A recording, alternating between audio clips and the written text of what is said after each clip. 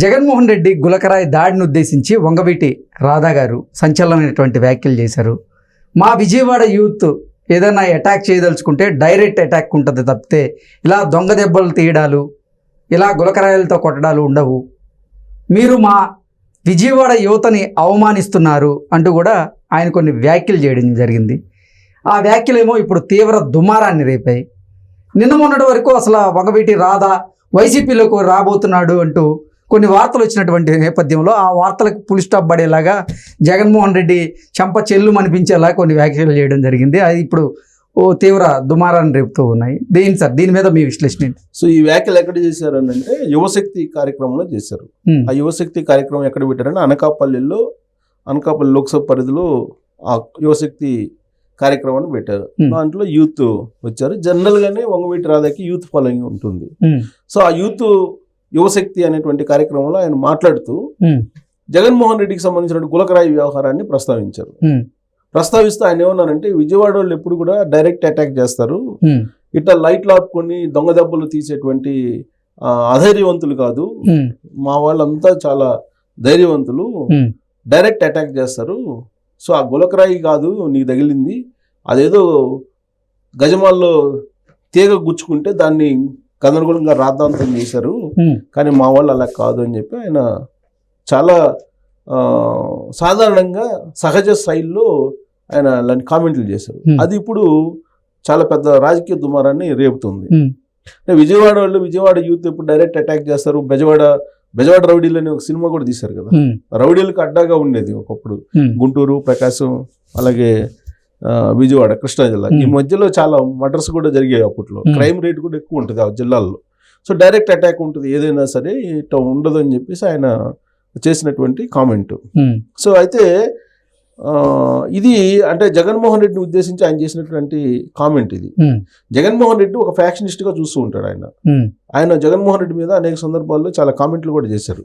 జగన్మోహన్ రెడ్డి యొక్క నైజం కానీ, జగన్మోహన్ రెడ్డి యొక్క మనస్తత్వం కానీ, జగన్మోహన్ రెడ్డి ఈగో ఎలా ఉంటుంది, ఇవన్నీ కూడా ఆయన కొన్ని సందర్భాల్లో చెప్పారు. వాస్తవంగా జగన్మోహన్ రెడ్డి తోటి కలిసి నడిచాడు అతను 2019 ఎన్నికలకు ముందు. ఆ తర్వాత తెలుగుదేశం పార్టీలో జాయిన్ అయ్యాడు. తెలుగుదేశం పార్టీలోనే కంటిన్యూ అవుతున్నారు ఆయన. వాస్తవంగా కొడాలి నాని, తర్వాత ఈ వంగవీటి రాధా, వల్లభనేని వంశీ, వీళ్ళందరూ కూడా ఫ్రెండ్స్, రాజకీయాలకు అతీతమైనటువంటి ఫ్రెండ్షిప్ మా మధ్య ఉందని చెప్పి కొడాలి నాని చెప్తూ ఉంటారు. రాధా ఎప్పుడు చెప్పలేదు కానీ కొడాలి నాని మాత్రం చెప్తూ ఉంటారు. సో ఆయన అసలు వైఎస్ఆర్ కాంగ్రెస్ పార్టీలో తీసుకురావాలని చెప్పి చాలా ప్రయత్నం చేశారు. కాశీలో వీళ్ళందరూ కలిసి వెళ్ళి కాశీలో మాట్లాడుకున్నారనేది అప్పట్లో వచ్చినటువంటి న్యూస్. రేపు మాపు ఆయన వైఎస్ఆర్ కాంగ్రెస్ పార్టీలో చేరబోతున్నారు అలా అన్నట్టుగా టాక్స్ వచ్చాయి. కానీ సీన్ కట్ చేస్తే అసలు వంగవీటి రాధా అటువైపు కూడా చూడాల. తెలుగుదేశం పార్టీలో సీట్ ఇవ్వకపోయినప్పుడు కూడా యాక్చువల్గా విజయవాడ సెంటర్లో ఎక్స్పెక్ట్ చేశాడు. విజయవాడ సెంటర్లో ఏమో బోండా ఉమాకి ఇచ్చారు.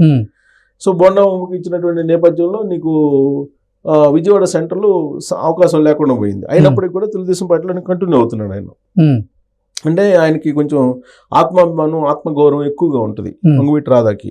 ఆయన గురించి తెలిసినటువంటి వాళ్ళు చెప్పేటువంటి మాట అది. అందుకే ఆయనకి రాజకీయాల కన్నా కూడా ఆత్మగౌరవం, ఆత్మాభిమానం ముఖ్యం. వైఎస్ఆర్ కాంగ్రెస్ పార్టీలోకి వెళ్తే కనుక అలాంటిది కోల్పోతాము అనేటువంటి ఒపీనియన్ ఆయనకి ఉండవచ్చు. అందుకే అటువైపు చూడాల. అందుకే గతంలో జగన్మోహన్ రెడ్డి వాళ్ళకం చూశారు. రాజశేఖర రెడ్డి వేరు, జగన్మోహన్ రెడ్డి వేరు అనేది రాధా అనేక సందర్భాల్లో చెప్పారు. అందుకే అటువైపు చూడాల ఆయన. సో రాజకీయాల్లో తెలుగుదేశం పార్టీ టికెట్ ఇవ్వలేకపోయినప్పటికీ కూడా తెలుగుదేశం పార్టీలో ఉంటూ తెలుగుదేశం పార్టీ నుండి గెలిపించి ఇది ఖచ్చితంగా కూటమి గెలుస్తుందని చెప్పి కూడా చెప్తున్నారు ఆయన. ఆ యువశక్తి కార్యక్రమంలో ఆయన అదే చెప్పారు.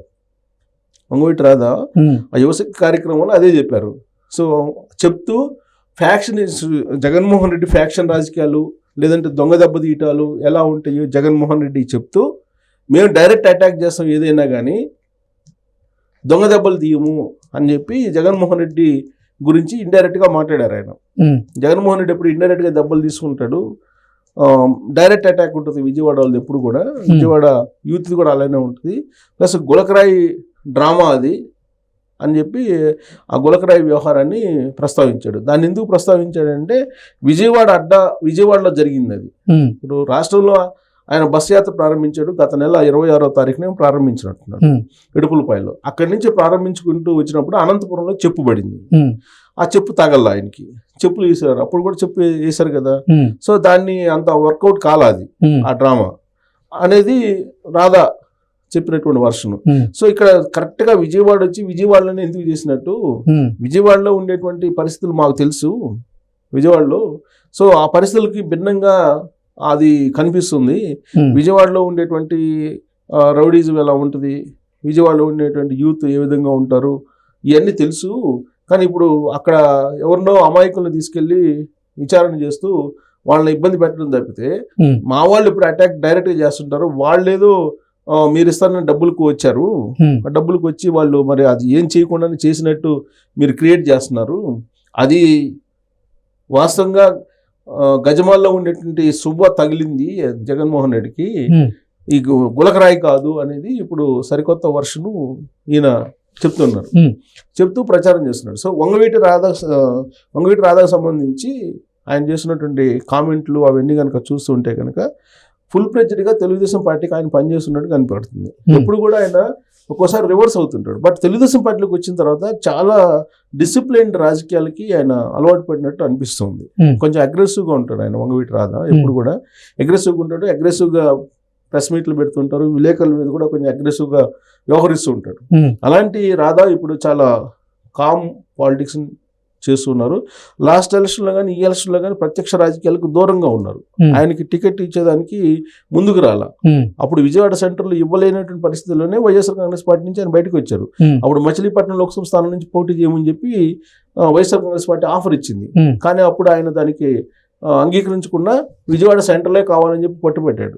దాంతో విజయవాడ సెంటర్లో ఇవ్వలేకపోతున్నాం మేము అని చెప్తే ఆయన నాకే టికెట్ లేదంటారా అని చెప్పేసి తెలుగుదేశం పార్టీలోకి వచ్చారు. ఇప్పుడు తెలుగుదేశం పార్టీలో కూడా అలాంటి పరిస్థితి అయినప్పటికీ తెలుగుదేశం పార్టీలో ఉన్నారని అంటే వైఎస్ఆర్ కాంగ్రెస్ పార్టీకి తెలుగుదేశం పార్టీకి వ్యత్యాసం ఏంటి అనేది ఆయనకి చాలా స్పష్టత ఉంది. అందుకే ఆయన తెలుగుదేశం పార్టీలో కొనసాగుతున్నారు. అందుకే జగన్మోహన్ రెడ్డికి ఒక హితవు పలికారు, ఇక్కడి నుంచైనా ఈ డ్రామాలు ఆపి డైరెక్ట్ ఫైట్కి ఎలక్షన్స్ చేస్తే బాగుంటుంది.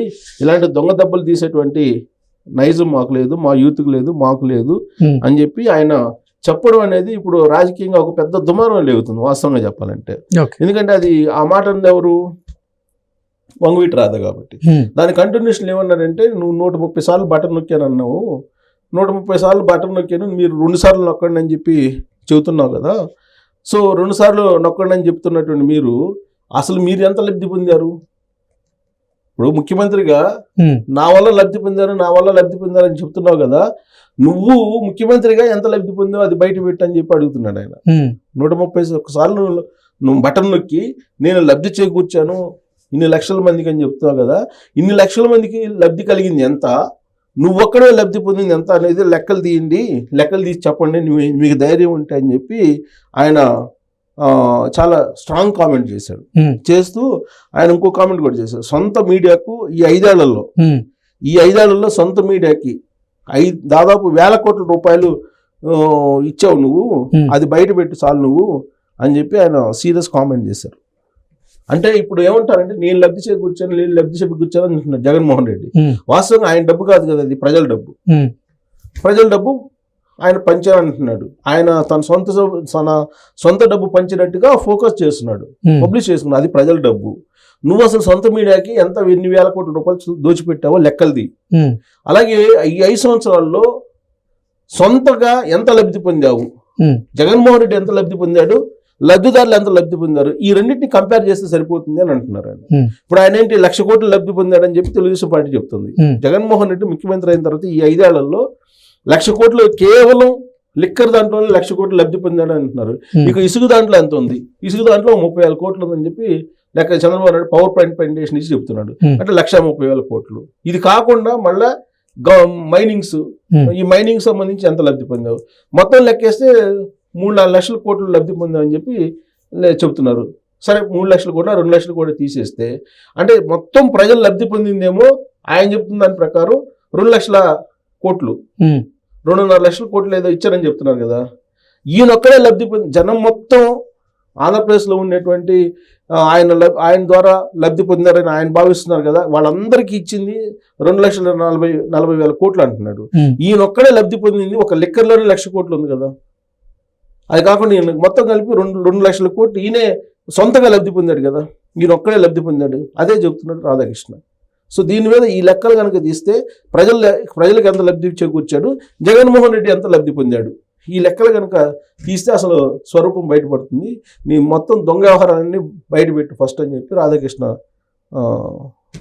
వంగవీటి రాధా ఆయన ఛాలెంజ్ చేశాడు.